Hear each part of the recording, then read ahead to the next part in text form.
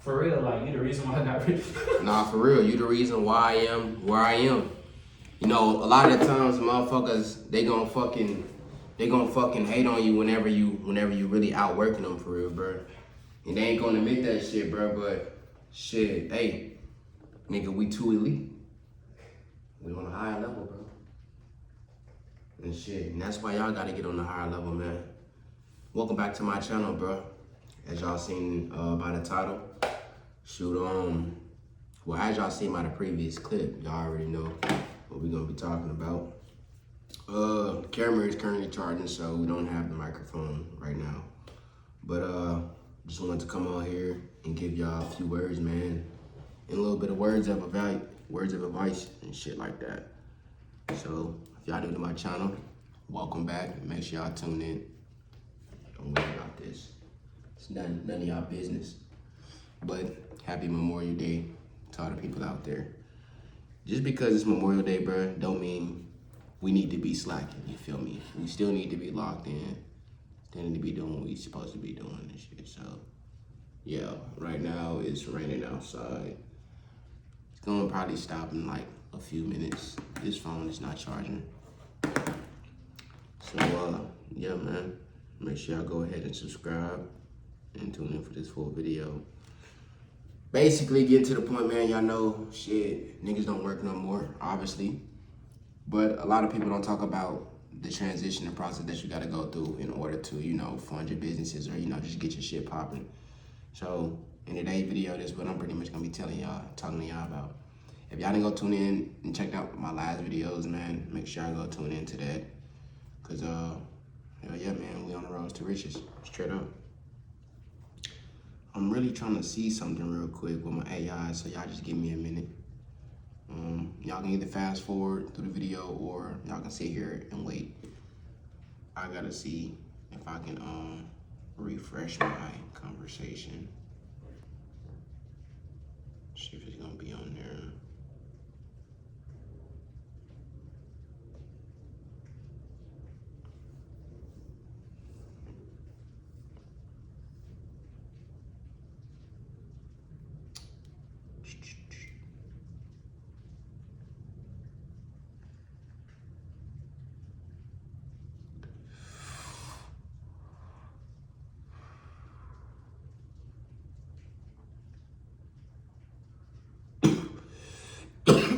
So, all right, y'all, what's going on? Welcome back to the video.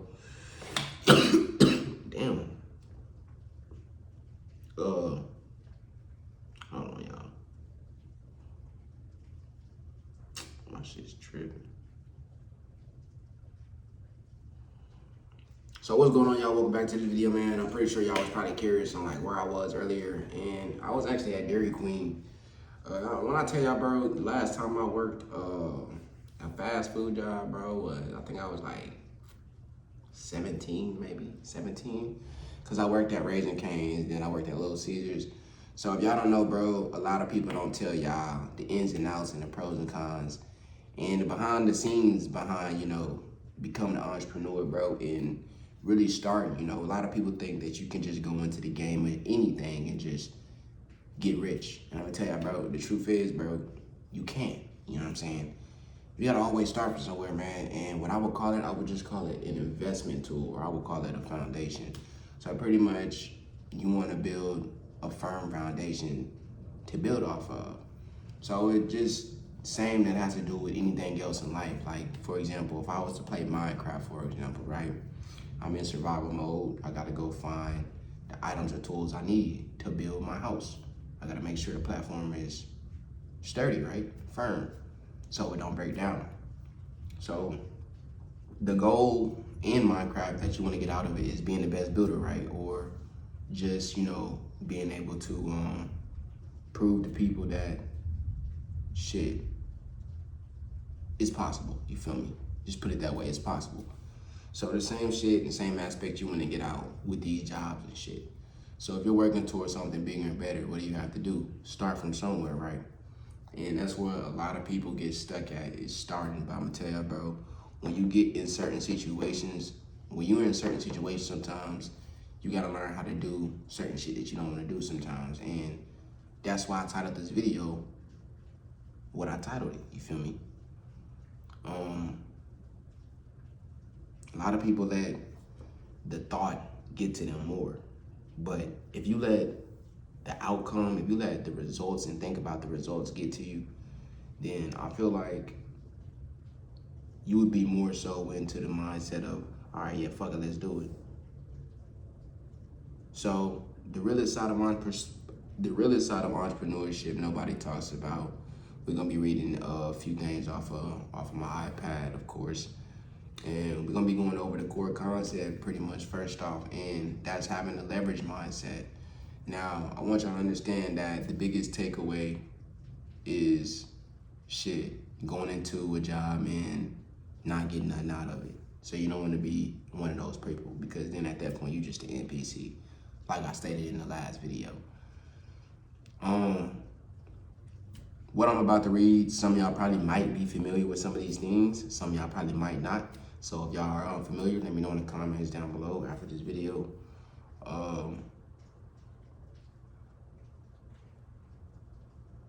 I really don't know how to pronounce it, but I remember what it is. I'm gonna have my homie come pronounce it. Hey, you busy in there, bro? No, what's good? You can come pronounce this word for me real quick. I think he said that shit before, but I'm not gonna say that shit. All right, y'all, he gonna pronounce that motherfucker. Paradigm. Yeah, so that's what it is and shit. So the paradigm shift pretty much is talking about you aren't working for a boss, you are contracting your time to secure a guaranteed bag that goes directly into your brand's inventory, marketing, and infrastructure. I think that's what that should say. Ego versus strategy. Most people let their pride stop them from doing what's unnecessary. Checking your ego to do the dirty work is the highest form of discipline. So that really makes sense in a way when I think about it, because the shift, pretty much, you got to shift your paradigm into understanding that you aren't working for a boss. Because if you shift your mindset into you aren't working for a boss, and at that point, you going into the job to get something out of them, you feel me? You're contracting your time to secure a guaranteed bag that goes directly into your inventory or whatever you're investing in. So shit, makes sense and shit. The ego versus strategy. Once again, I'm gonna read that out to y'all. Most people let their pride stop them from doing what's necessary.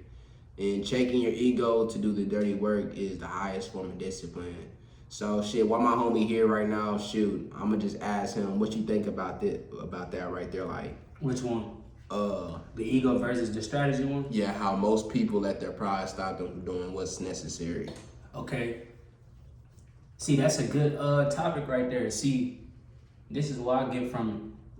See, you know how a lot of people, just based off their ego, they'll think they know it all, or they'll think they've been through the mud because they age, for instance.